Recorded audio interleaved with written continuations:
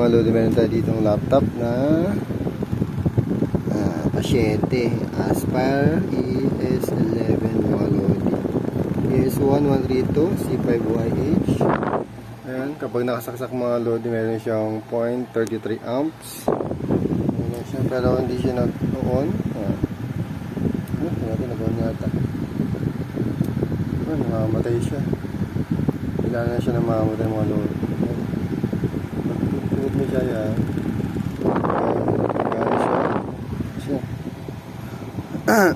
Nag-on na. Nag-on na siya mga lodi.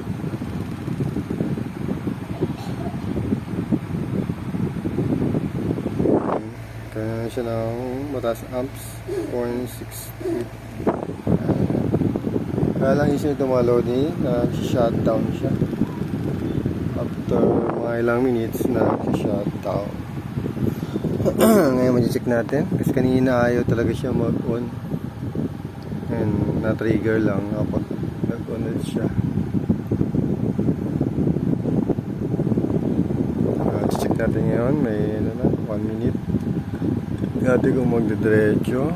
Pag hindi, i-open natin siya. Check natin kung may something sa loob.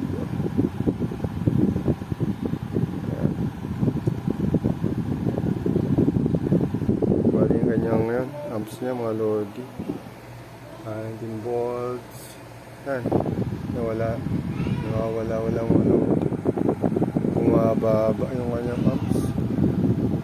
Yan, wala siya, parang nagbiblink, then bumababa yung ampere niya mga lodi.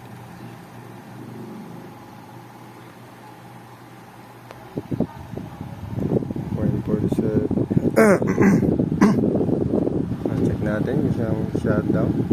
Ngayon wala siyang baba ng kanyang ampere. Kaya nag-on siya.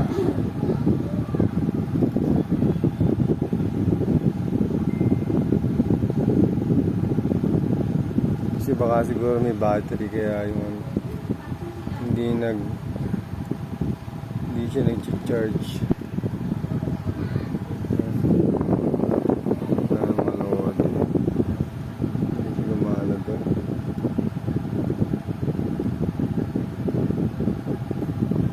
Pero nag-loading naman siya mga lodi. Kasi kanina mga lodi parang nag-full charge naman siya, kaya siguro hindi na siya wala na siyang connection doon sa taas sa ating DC bench.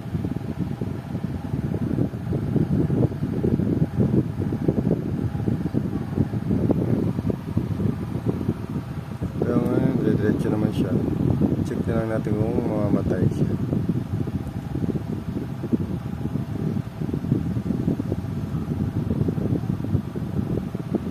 Pwede yung mga lodi Aspire ES11 ES1132 Celeron N3350 Intel HD Memory 500.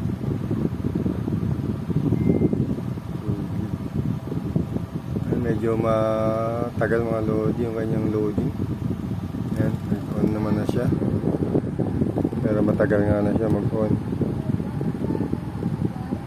Need na rin siguro ito na upgrade mga load.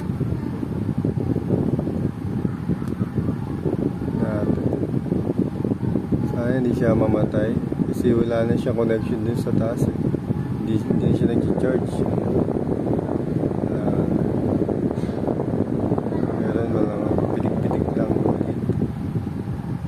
Maliban gumagana kasi dito mga lodi yung battery na lang. Pwedeng battery yung sira, shutdown siya. Pero dito naman mga lodi, kita natin yung battery niya ay parang full charge, 98% mga lodi. Sabihin not charging to, 98%.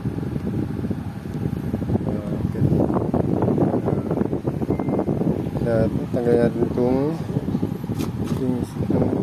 balta natin itong charger niya mga lord.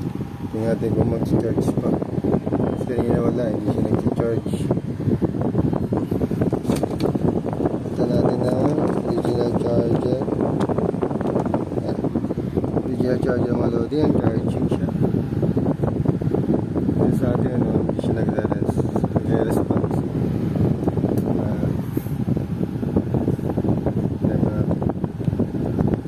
Time kasi mas maganda yung gamitin mo na charger yung original mga lodi. Yan mga lodi yung kanya. Ito yung spec nya. Yan.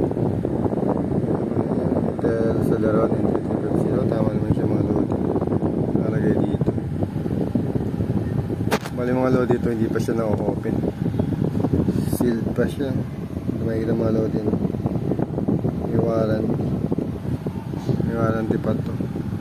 Pero wala na. Void na yung warranty din dito mga lodi. Matagal na.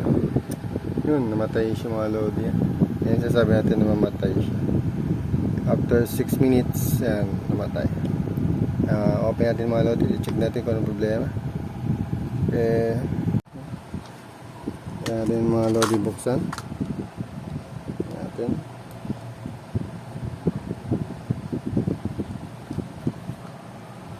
Ito yung mga lodi yan. Kailangan natin tanggalin to. Sabihin, ano na natin itong warranty. Tatanggal na natin. Kasi hindi naman natin siya ma-open pag hindi natin yan tatanggalin. Kailangan talagang tanggalin yung mga lodi.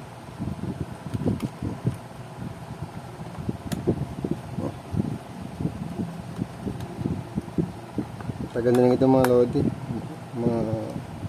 Nabili pa ito 2018 ng customer sa mall mga lodi.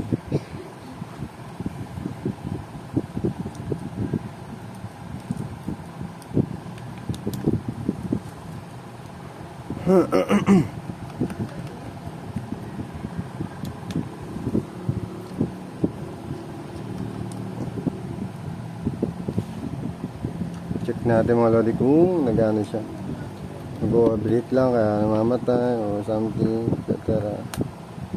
Or di sa ano na niya, problema, yung hard drive. Isang ganun kasi mga lodi na nagkaka-problema din sa hard drive.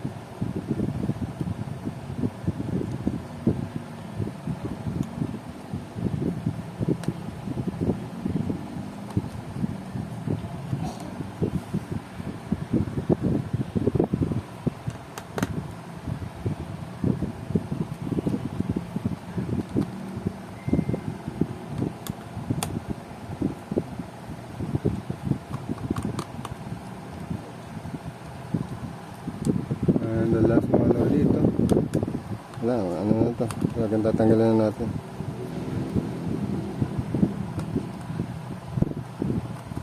Hindi natin siya mabubuksan bago hindi natin siya tinanggal. Warranty void na pero talagang wala nang warranty.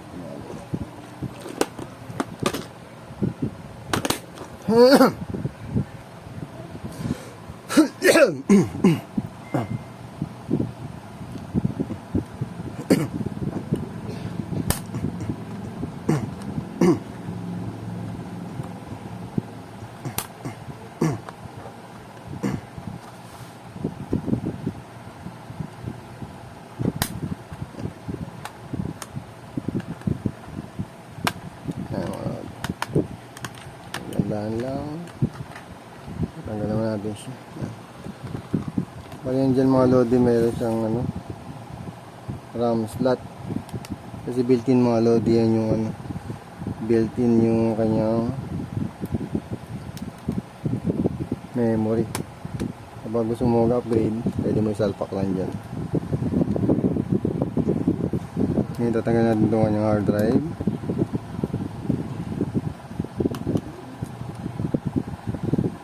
Gawin natin yung kanyang ano.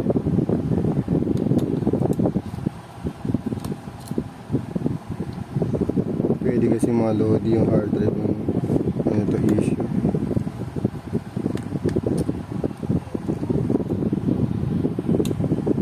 Kaya pwede try natin kung magbubukas.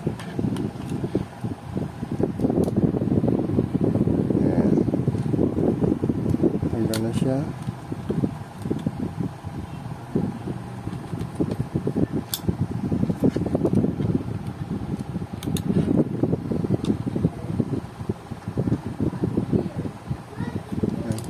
Ito yung hard drive. Yan. Then check natin. Open natin yung mga loob. Huwag muna natin baklasin lahat. Atin ko. Mag-on siya. On.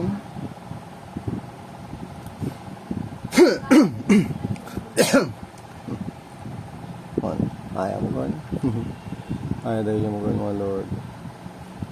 Ayan natin saksak. Saksak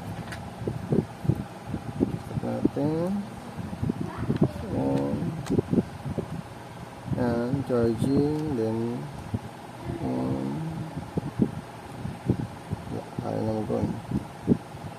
Nag-on na siya. Pero hindi siya nag-on.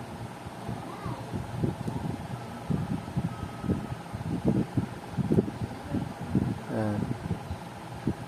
Malamang mga lodi, pwede ito bios na issue ito mga lodi.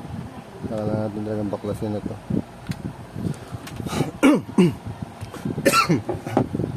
Ayaw na mag-on siya. Okay.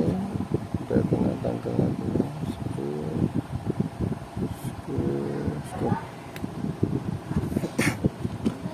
Dahil di pa ito mabubuksan mga lodi, medyo hirap pa itong buksan. Kaya dahan-dahan na yung pagbubukas natin.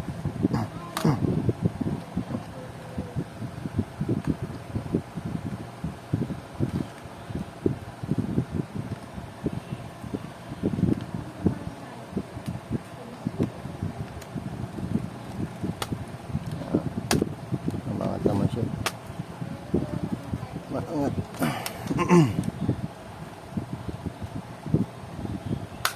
Okay. Ayan na tayo.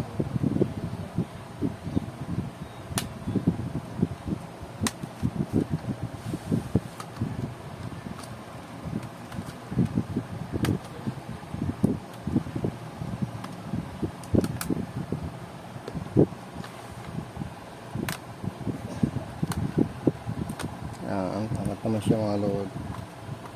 Ayan. Bilis naman siya matanggal mga load. Ayan. Yung kanyang board. Ayan. Ayan yung board niya mga load. Wala siyang pan. Heatsink lang. Hindi natin alam kung sira niya. Try natin tanggalin itong CMOS, pero bago yan mga lodi, importante tanggalan lagi yung battery. Para safe, laging tatanggalin natin yung battery. Ito, check natin kung okay pa yan.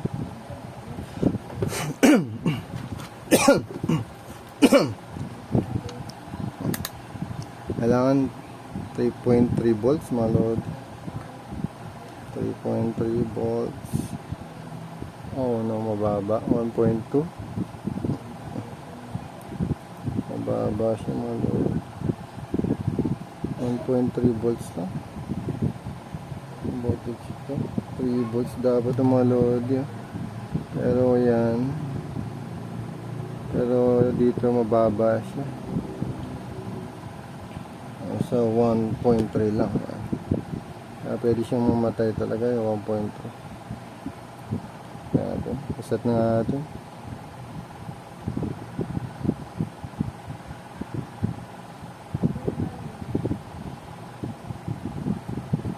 Tapos try natin balik. Kaya lang 3 volts mga lodi ang lagay. Pero 1.3 volts na yung ating nasukat. Pwede ito issue mga lodi.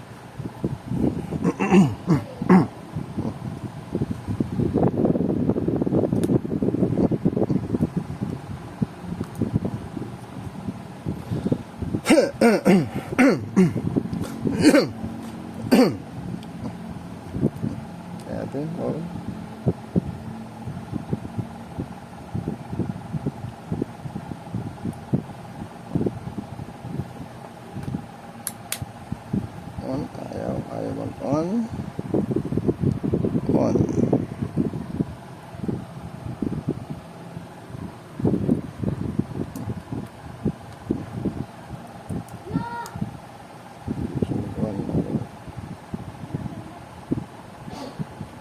pwedeng yun ang issue mga load. 3.3 volts, 1.3 volts na yung Siemens.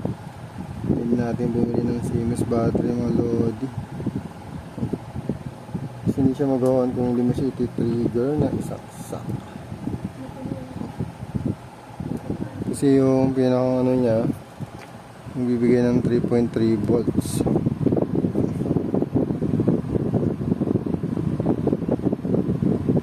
Yan, stop natin. Charging. On.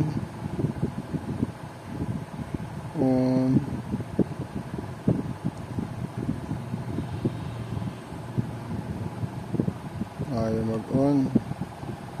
Kasi nga wala siyang Siemens battery niya ay 1.3 volts lang.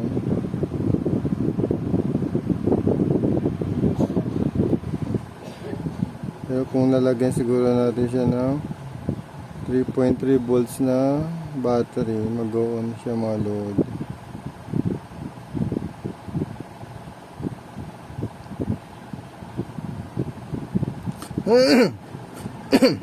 Ayaw pa yan mag-on.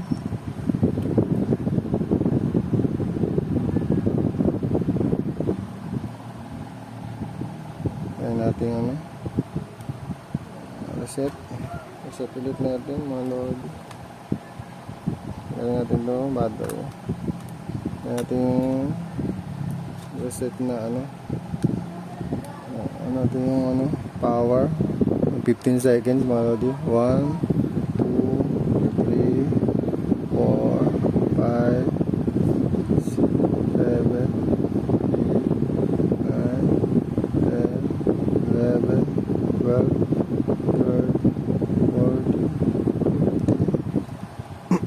then back natin.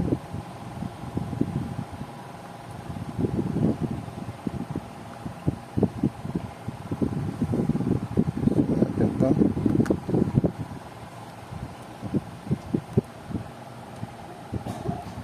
Charging, then on.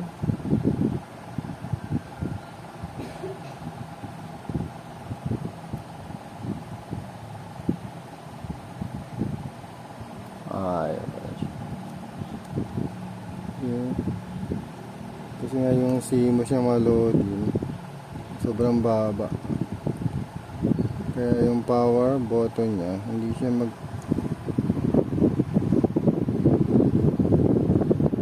trigger kasi wala nga yung ano.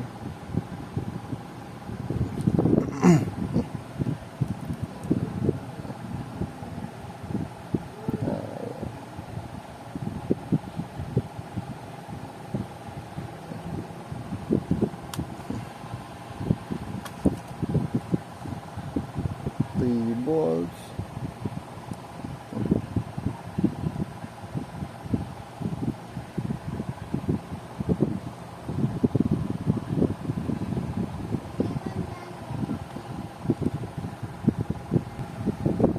Yung mga load, ayaw pa rin niya. Ayaw pa rin siya mag-on.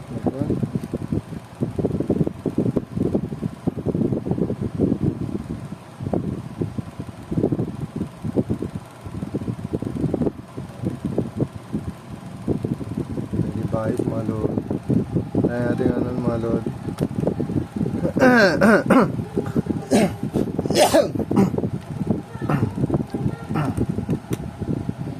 Sara natin ating bagong bayo. Si ate, hindi na ano ang sarili. Basang-basa yung sa may buhok mo. Puro ka ba? Hindi mo ba nararamdaman yung sarili mong pawis na pawis? Ay, upo ka na nga eh. Ano ba yan?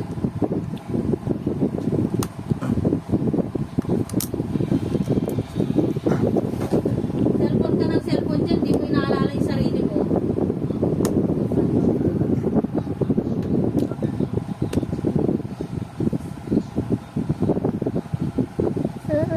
Bem bem bem bem bem bem bem bem.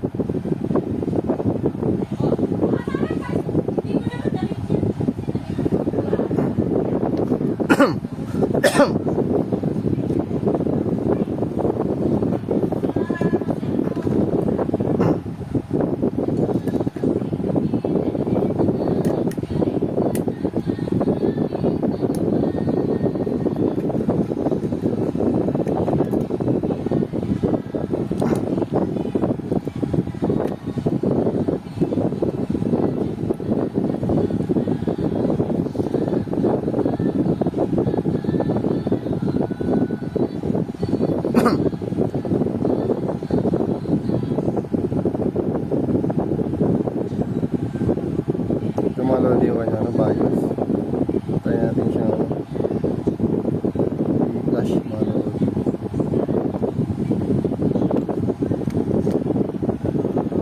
Pwede kasi yan yung issue mga lodi. Bias.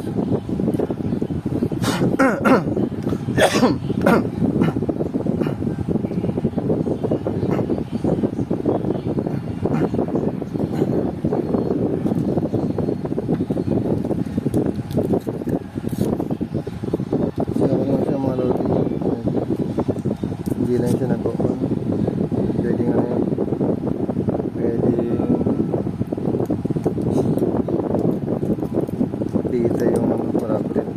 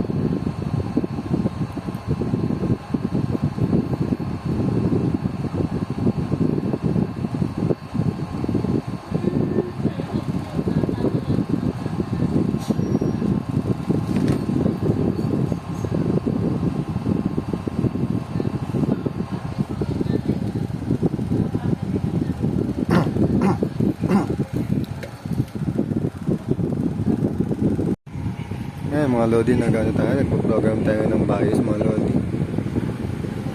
Okay. Loading mga Lodi, 50%.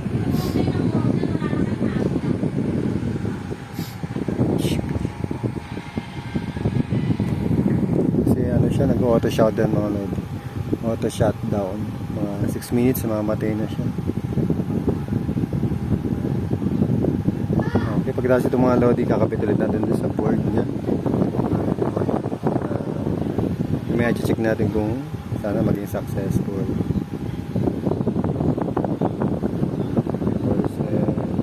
Ayun na nga mga Lodi, na program na natin, na-verify na rin natin. Chip and buffer same naman daw. Ganyan. Ngayon, i-bike natin sa support. Ayun mga Lodi, nasa-support natin. Dito natin nag-charge na. Check natin kung magbubukas siya mga Lodi. Sana magbukas mga Lodi. Yes! Yan. Nag-on siya. Natin kung paano ng display. Tama na yan. Tawad na naman eh. Oh, tayo na oh.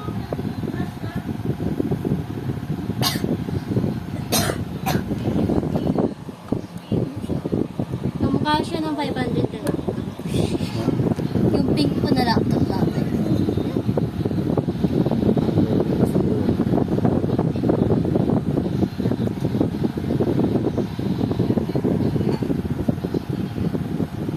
Ganda.